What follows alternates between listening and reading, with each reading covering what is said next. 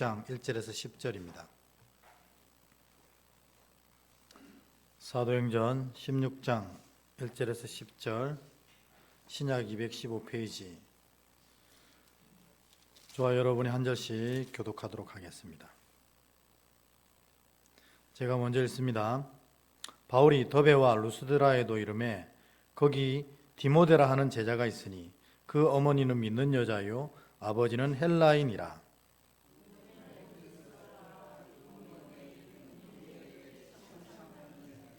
바울이 그를 데리고 떠나고자 할새 그 지역에 있는 유대인으로 말미암아 그를 데려다가 할례를 행하니 이는 사람들이 그의 아버지는 헬라인인 줄 다 알미로라.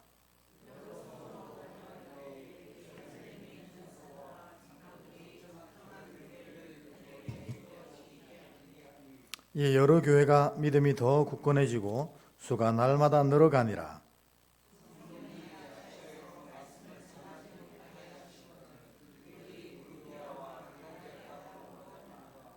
무시아 베르로 비두니아로 가고자 애쓰되 예수의 영이 허락하지 아니하시는지라. 밤에 환상이 바울에게 보이니 마게도냐 사람 하나가 서서 그에게 청하여 이르되 마게도냐로 건너와서 우리를 도우라 하거늘.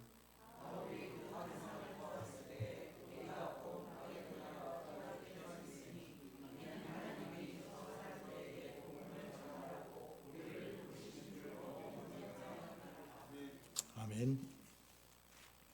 먼저 인사하고 시작할까요? 늘 강건하십시오. 함께 인사하겠습니다. 시작.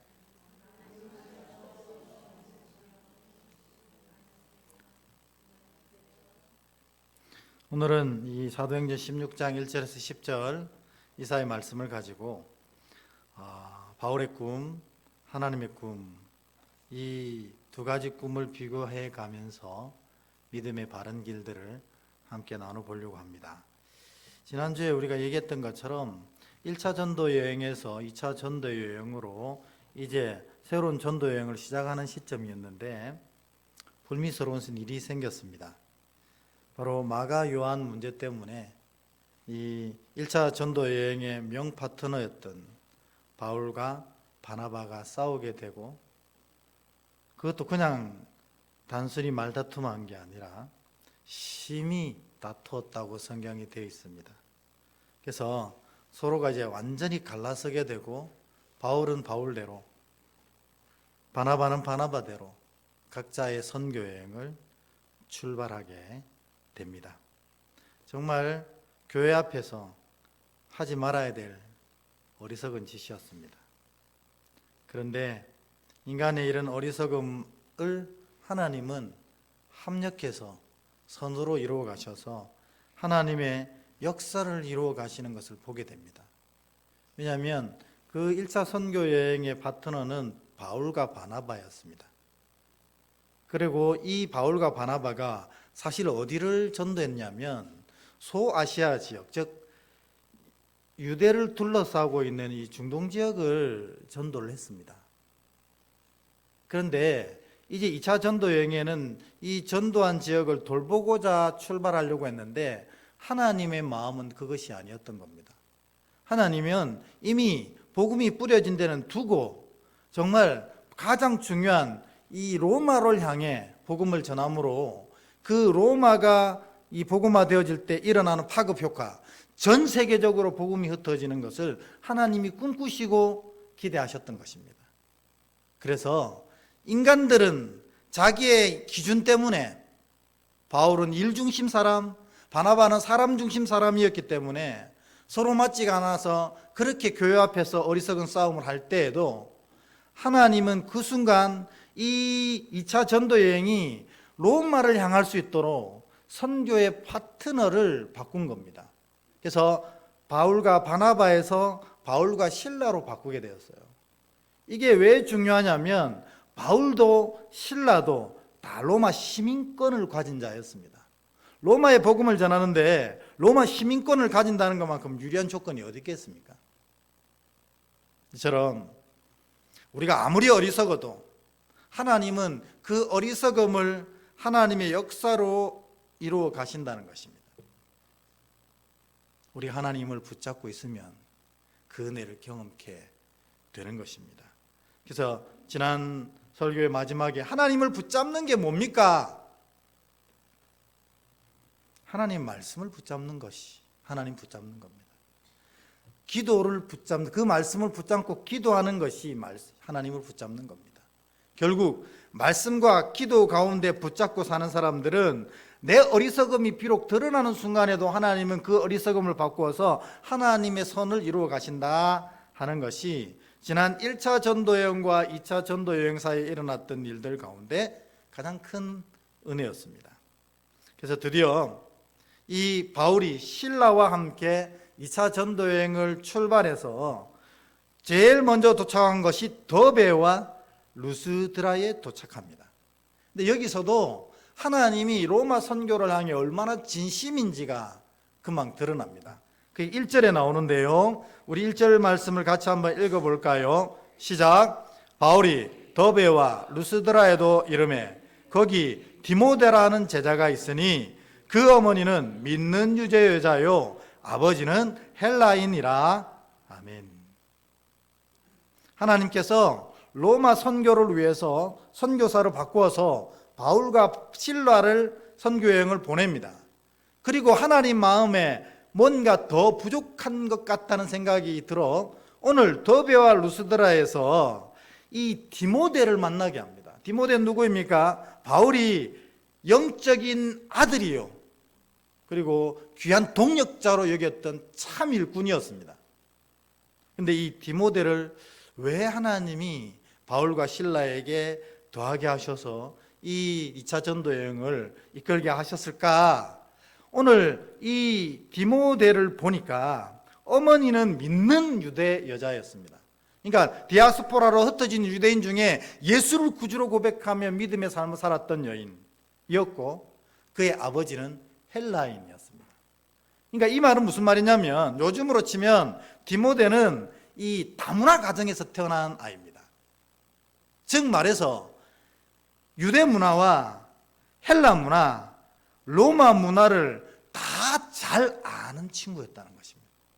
또 유대인 언어도 잘 구사할 뿐만 아니라 헬라 언어, 로마는 사실은 헬라어를 더 많이 썼거든요.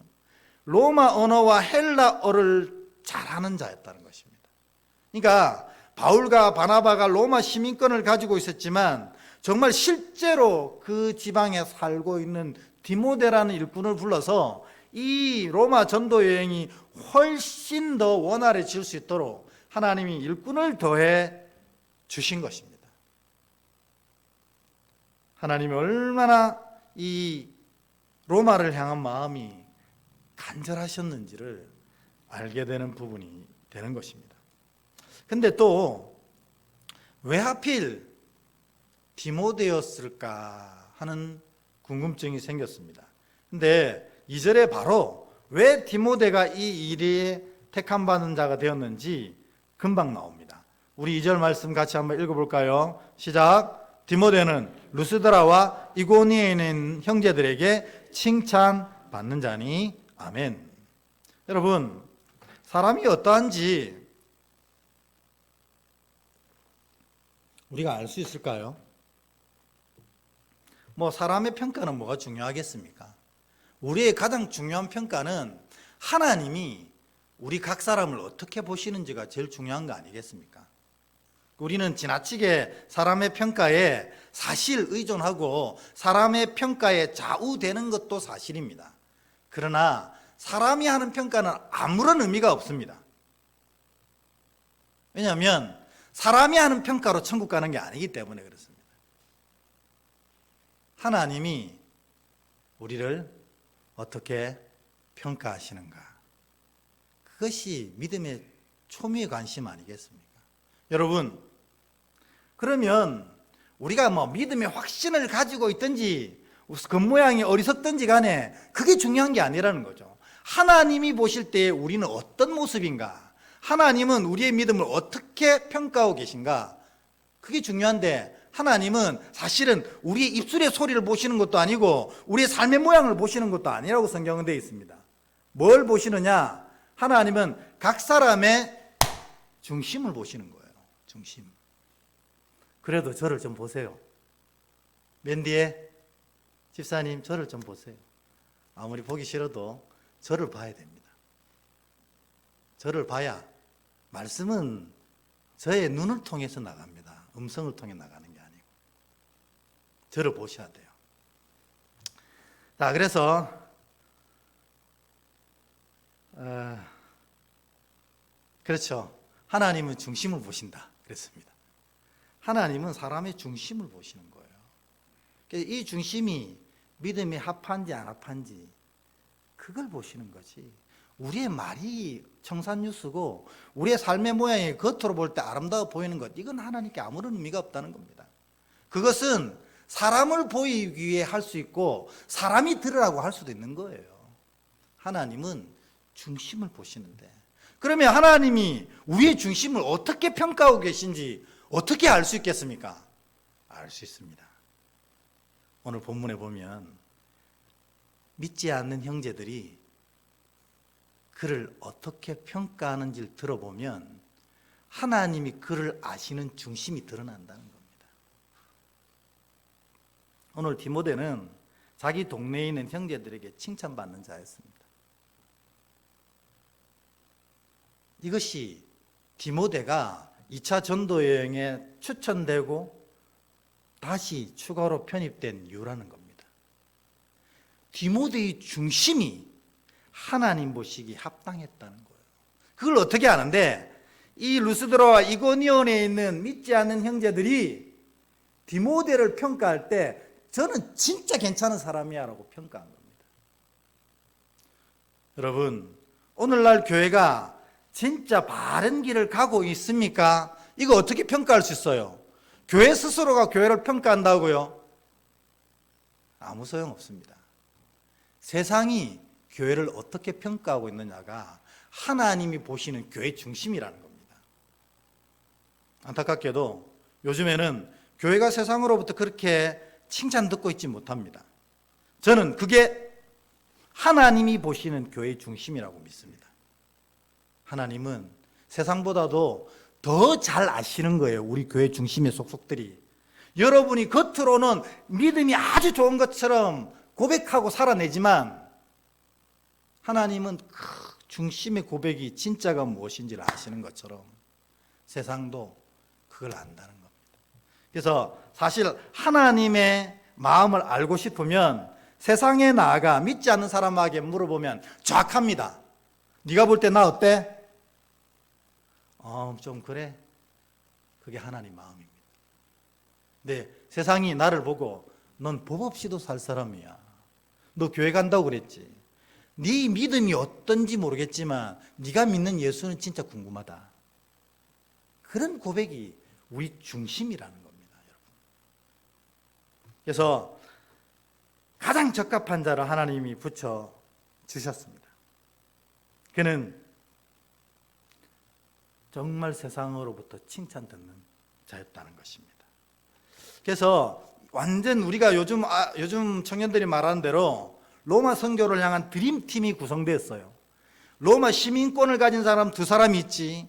그쪽 지방의 모든 문화에 통달했던 디모데가 붙었지. 그러니까 완전 로마 선교의 드림팀이 구성된 겁니다. 근데 바울이 이상한 일을 합니다. 어떤 일을 하냐면 3절을 읽어보겠습니다. 3절 같이 읽겠습니다. 시작. 바울이 그를 데리고 떠나고자 할새 그 지역에 있는 유대인으로 말미암아 그를 데려다가 할례를 행하니 이는 그 사람들이 그의 아버지는 헬라인인 줄 다 알미러라 라고 되어 있습니다. 뭐냐면 디모데가 헬라인이거든요. 아버지가 헬라인이니까. 그러니까 할례를 받지 않았단 말이에요. 그러니까 바울이 선교 여행을 떠나려고 할 때 디모데가 할례 받지 않은 걸 알고 빨리 할례를 행합니다. 왜 그러냐면 바울이 뒤에 고린도전서 9장 20절에 고백한 이 이유 때문입니다. 이 이유를 우리 한번 다시 읽어볼까요? 같이 고린도전서 9장 20절 읽습니다. 시작. 유대인들에게는 내가 유대인과 같이 된 것은 유대인들을 얻고자 하며 율법 아래에 있는 자에게는 내가 율법 아래에 있지 아니하나 율법 아래에 있는 자 같이 된 것은 율법 아래에 있는 자들을 얻고자 함이요. 이게 무슨 말입니까? 선교의 달인이었던 바울이 선교를 성공하기 위한 가장 놀라운 선교적 방법이었습니다. 뭐냐면 유대인에게는 가장 유대인스럽게, 이방인에게는 가장 이방인스럽게 접근하는 겁니다. 그래서 그 접근 속에서 복음을 선포한다, 이렇게 되어 있습니다. 그러니까 겉으로 볼 때는 굉장히 옳은 일을 디모데에게 행한 겁니다. 왜냐하면 선교 여행을 떠나니까. 하지만 여러분, 우리가 지금 정신을 차리고 이 부분을 헷갈리지 말아야 되는 게 뭐냐면, 하나님이 바울과 바나바와 디모데를 어디로 보내시려고 하시는 거예요? 로마로 보내려고 하잖아요. 로마로. 그런데 지금 바울은 유대인들을 향한 마음으로 디모데를 할례를 시킵니다. 하나님의 계획과 마음과는 전혀 다르게 바울이 가고 있다는 겁니다. 천하의 바울이 왜 하나님의 마음을 이해하지 못하고 이렇게 했을까? 4절, 5절에 보면 그 이유가 나옵니다. 4절, 5절 같이 한번 읽겠습니다. 시작. 여러 성으로 다녀갈 때에 예루살렘에 있는 사도와 장로들이 작정한 규례를 그들에게 주어 지키게 하니 이에 여러 교회가 믿음이 더 굳건해지고 수가 날마다 늘어가니라. 아멘. 뭐냐면 선도가 잘 되는 겁니다. 선교가 잘 되는 거예요. 이 소아시아 지역으로 여전히 전도하고 있는 겁니다. 여러분, 이 소아시아 지역은 어떤 지역이냐면 유대인들이 흩어져 있는 지역입니다. 그래서 어느 지역에 가든지 유대인들이 있기 때문에 회당이 만들어져 있어요. 그러니까 유대인들이 성전으로 가서 성전 제사를 드리지 못하지만 회당에 모여서 날마다 말씀을 강론하고 듣고 묵상하며 믿음을 지켰습니다. 그러니 바울이 어느 지역에 가든지 그 회당에 들어가서 너희들이 기다리고 있는 그 메시아를 내가 만났다, 이렇게 하면 모든 사람들이 관심이 집중되는 겁니다. 왜냐하면 모든 유대인들은 다 메시아를 기다리기 때문이고 그 메시아에 대해서 알기를 원하기 때문입니다. 그러니까 바울이 이렇게 소아시아 전도를 성공할 수 있었던 것은 이런 전도적 방법 때문인데, 여전히 그 성공에 취해가지고 로마로 가야 되는데 소아시아 지역에서 계속해서 그 방법론을 계속 사용하고 있고 떠나지 않는 겁니다. 그러니 제일 마음에 걸리는 사람이 누구입니까? 디모데가 걸리는 거예요. 회당에 데리고 가려고 하는데 겉으로 볼 때 다 헬라인이거든요. 그런데 알고 보면 할례도 받지 않았어. 그럼 할례 받지 않은 자가 회당에 들어갈 수 없다고 난리가 나는 겁니다. 또.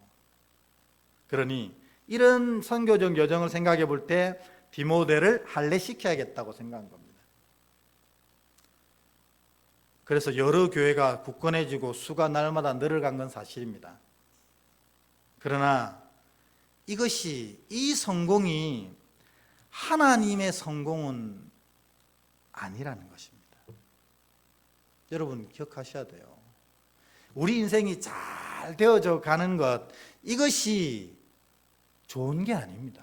아유, 목사님, 인생이 잘 되어지는 게 왜 좋지 않아요? 하나님의 뜻을 지켜가는 것이 좋은 거지. 내 인생이 하나님의 뜻과는 상관없이 잘 되는 게 여러분 좋다고 생각하신다면 큰 착각입니다. 왜냐하면 이것은 들의 풀처럼 곧 마를 것입니다.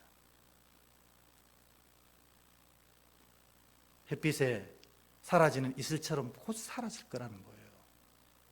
근데 우리는 내 인생이 평안하고 잘 되어지는 것에 집중하고 있어요. 이게 성공적인 인생 같이 느껴집니다. 그렇지 않습니다. 착각하시면 안 돼요. 하나님 뜻을 지켜가는 게 잘 사는 인생입니다. 이걸 구별할 수 있어야 한다는 것입니다. 하나님 생각도 마찬가지였어요. 그래서 바울이 이처럼 이 전도를 다 성공하고 교회를 키워나가는 걸 보고 하나님이 기뻐하시지 않았어요. 어디에 그 성경에 나와 있습니까? 나와 있습니다. 6절, 7절에 성령께서 2번이나 그곳이 아니라고 얘기하시는 거예요.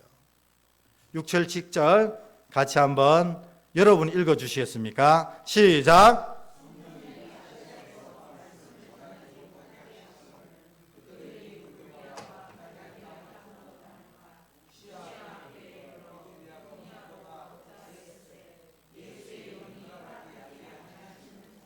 아멘. 여러분, 하나님이 기뻐하시지 않는 성공은 성공이 아닙니다. 천국에도 아무 소용없는 거예요. 하나님 기뻐하시는 성공이 돼야 됩니다.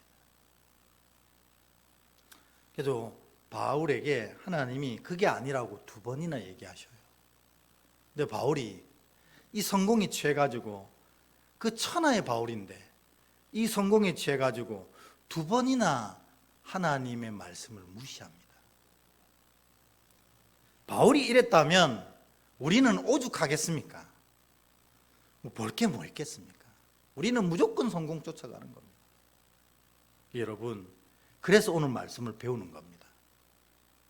여러분, 살아가실 때 내 인생이 정말 평탄하고 잘 되어져 가는 거, 이거 기뻐하시면 안 됩니다. 또 저런 얘기한다. 그러니 어쩌겠어요. 진짜 기뻐해야 될 일은 내가 하나님 뜻을 지켜가고 있는 것을 기뻐하셔야 된다는 거예요. 영원한 승리를 우리에게 가져올 것이기 때문에 그렇습니다. 그래서 사도 바울의 성공은 하나님의 성공 아니었어요. 그래서 잘 된다고 다 하나님 뜻 아니라 하나님의 뜻대로 해야 진정 잘 되는 것입니다. 그래서 2번이나 성령을 통해서 바울에게도 바울이 성공에 취해서 말을 안 듣는 겁니다. 그래서 하나님이 최후의 수단을 씁니다. 뭐 최후의 수단하면 뭐 대단한 것 같지만 뭐 사실 다른 게 아니고 환상을 보여주십니다. 마지막이었어요. 그 환상이 9절 10절입니다.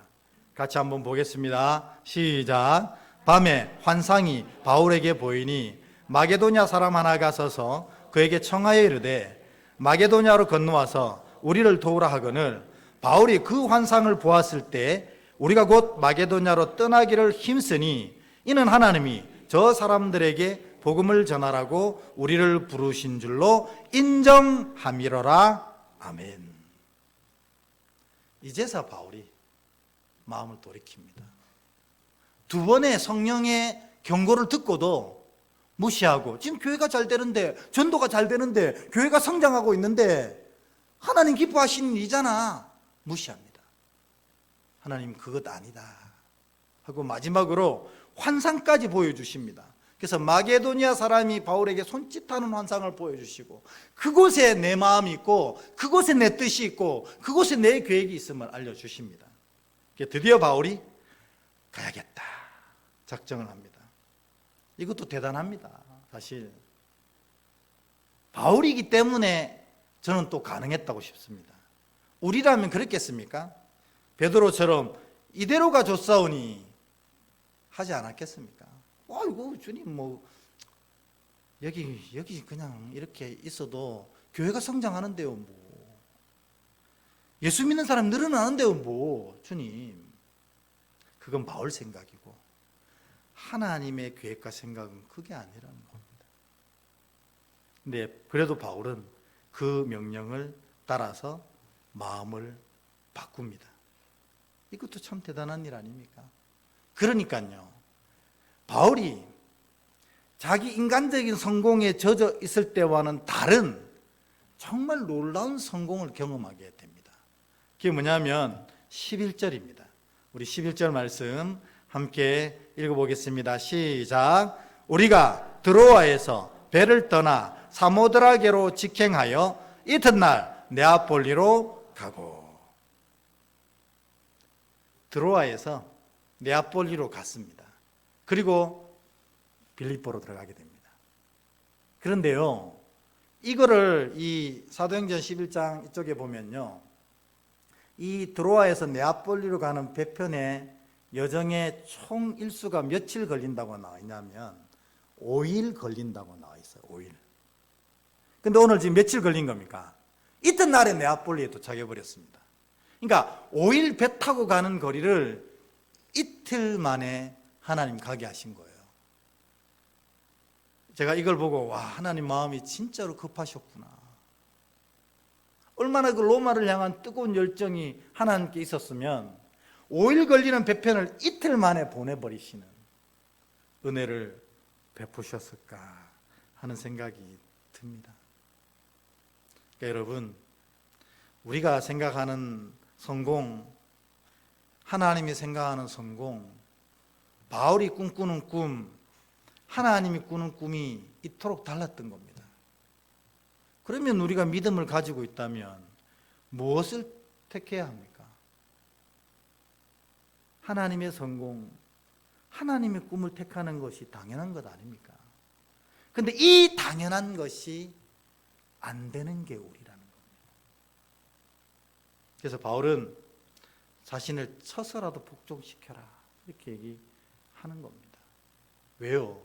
우리가 달려가는 이 바울의 꿈, 바울의 성공은 곧 풀처럼 말라버리고 곧 이슬처럼 없어져 버릴 것이기 때문에 그렇습니다. 이 하나님의 꿈, 하나님의 성공이 천국까지 이어진다는 사실을 여러분 기억하셔야 하는 것입니다. 그래서 오늘 한 가지 더 얘기가 남았지만 여기서 결론을 맺는다면 이렇게 맺고 싶어요. 잘 사는 것이 중요한 게 아니고 하나님 명령을 지키며 사는 것이 진짜 잘 사는 겁니다. 근데 제가 이제 설교를 마무리를 하면서 속으로 좀 의아한 생각이 들었습니다.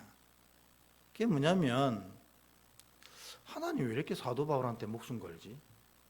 2번이나 얘기하시고 환상 보여주시고 계속, 물론 사도 바울이 능력 있고 로마 시민권도 가지고 있고 하지만 말 안 듣는데요. 여러분, 말 안 듣는 사람하고 같이 지내는 거 얼마나 힘듭니까? 잘 아시죠?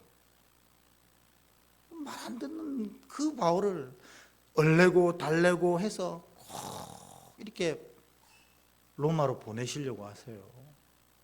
제가 질문했습니다.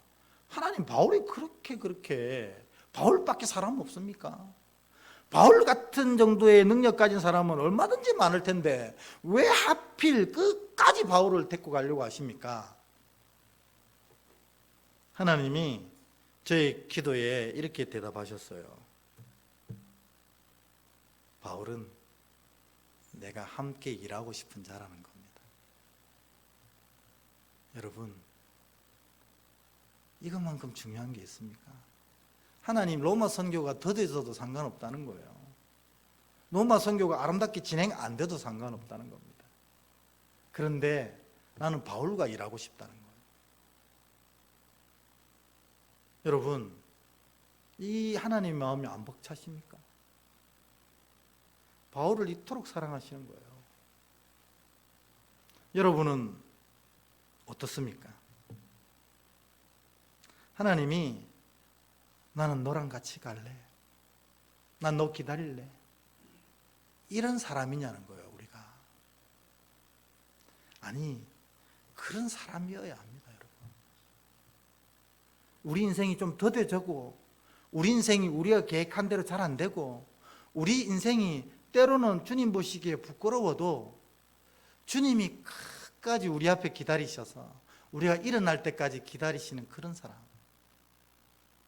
주님 이 일을 하고 싶을 때 이거 진짜 잘하고 멋들어지게 해낼 사람도 많은데 나는 꼭 너랑 하고 싶어, 이런 사람 되는 게 믿음의 제일 아름다운 정점 아니겠습니까? 저는 오늘 설교의 진짜 핵심은 이거라고 봅니다. 우리가 주님 앞에 그런 사람 되었으면 좋겠습니다. 주님 앞에 주님 내를 써가지고 주님의 일이 더 더뎌지고, 내를 써가지고 주님의 일이 더 망쳐지고, 내를 써가지고 오히려 될 일이 안 된다 할지라도 주님은 나랑 그 일을 하고 싶으신 사람.